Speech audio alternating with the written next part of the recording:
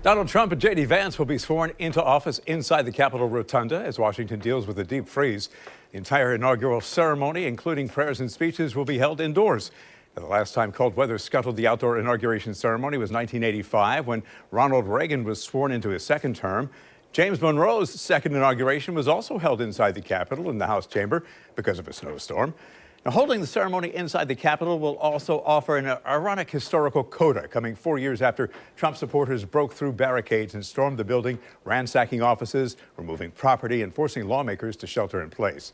Joining me on the morning show, political analyst Daniel Cronrath. Hey, good morning on this historic day. Thanks for joining us. Thanks for having me here, Bruce. So, holding the inauguration in the very space his supporters entered illegally showcases quite a juxtaposition on this day when we expect to see a peaceful transition of power. Yeah, it's really, if you think about the events of 4 years ago, Bruce, they were unprecedented in the history of our democracy.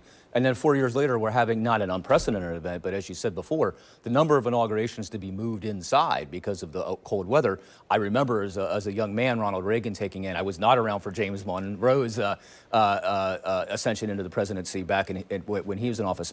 But it really is, as you've said before, it's a very, very interesting paradox when you're talking about Donald Trump and this inauguration being moved inside that very, very chamber where the insurrectionists were 4 years ago. And then, of course, we're going to be seeing later today how Donald Trump plans to deal with a lot of those individuals who are actually arrested and or jailed for their activities on that day, on January 6th. And we'll know more when he issues his executive orders. Right. The 45th and soon to be 47th president will then deliver his inaugural address, setting out his agenda for the next 4 years. His speech 8 years ago became synonymous with the phrase American carnage to many political analysts. This time he's expected to promise a new golden age of America. No doubt, Daniel, the content and tone of his remarks will offer some clues to what he has in store for his second term.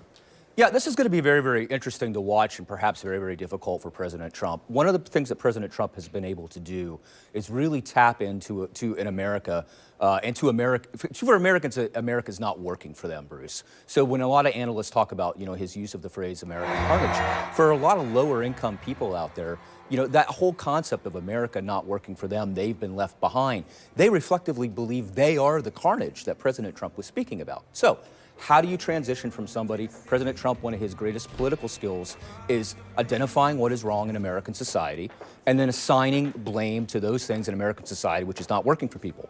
How do you flip that, do the 180, and then become, moving forward, an eternal optimist, perhaps in the vein of Ronald Reagan?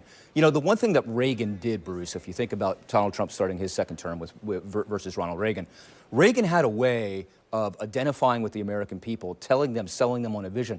But because he was Ronald Reagan, he was such an optimist while he did that.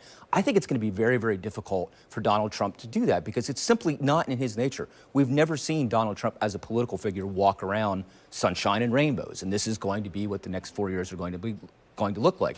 He's going to give it his best, but I think at the end of the day, Donald Trump's instincts are going to be to identify what is in the minds of his supporters and then being reflective of what they feel. Yeah, and by all counts, Donald Trump is coming into this second term in office better organized than he was during the first. Yeah, it's hard to argue. If you look at the team he's surrounded him with, all of the people that he's bringing back, at least this time around, some of the Stephen Miller, others have their quote-unquote feet wet in Washington politics. But then he also, brought in individuals like, Jacksonville's own Susie Wiles from the very beginning, who's very, very organized, very, very politically astute, is going to be able to set him up for more success.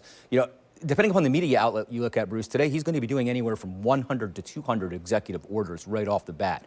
Clearly, his team is better prepared this time going in than what he was last. Let's talk about that blitz of executive orders and actions, including mass deportations, pardons for January 6th rioters, and aggressive tariffs on Canada, Mexico. He has a Republican-controlled Congress, a conservative Supreme Court, and a cabinet chosen primarily for loyalty, though they haven't all been confirmed yet. But he will face some political opposition. The GOP, as one lawmaker put it, can't even afford someone to have a cold. Yeah, that's the reality of it. I mean, the House of Representatives is so close that if any, one of a handful only of the Freedom Caucus members who, may not like a lot of the bipartisan attempts by Speaker Johnson and President Trump to try to put legislation through the chamber, it's going to be a very, very difficult tightrope for them to walk.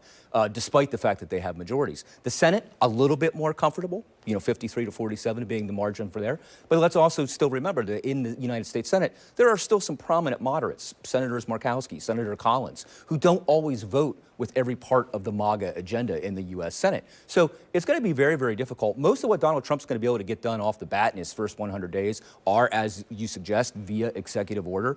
He has this idea that he wants to get this big, beautiful bill, this omnibus piece of legislation passed through the House of Representatives. That's going to be a heavy lift, Bruce, and it's going to be a heavy lift for Speaker Johnson and the leadership in the Republican House in order to execute the president's wishes. So we also know that he's prone to pushing constitutional boundaries, perhaps maybe even more emboldened by the Supreme Court mandate that he has presidential immunity, right out of the box, maybe on immigration and deportation, perhaps employing police and the National Guard. What do you expect to happen with that?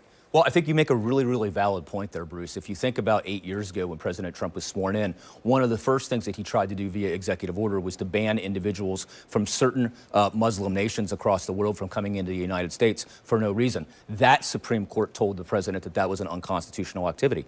Now, after his first term and after he's been able to install 3 Donald Trump members of the Supreme Court, creating a clear conservative majority of 6-3, will this Supreme Court have the fortitude to push back on what many believe are some of Donald Trump's worst instincts, pushing the line, trying to extend executive privileges beyond what we consider to be the norms in American politics? Will that body, will the Roberts Court try to find a way to push back? The one thing I would say to people is that John Roberts is very, very aware of the legacy of the court.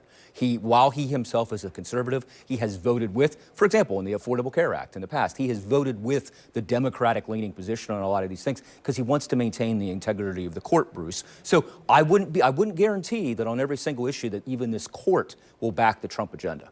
All right, time will certainly tell. Daniel, appreciate your perspective as always. Thanks for being here. Thank you.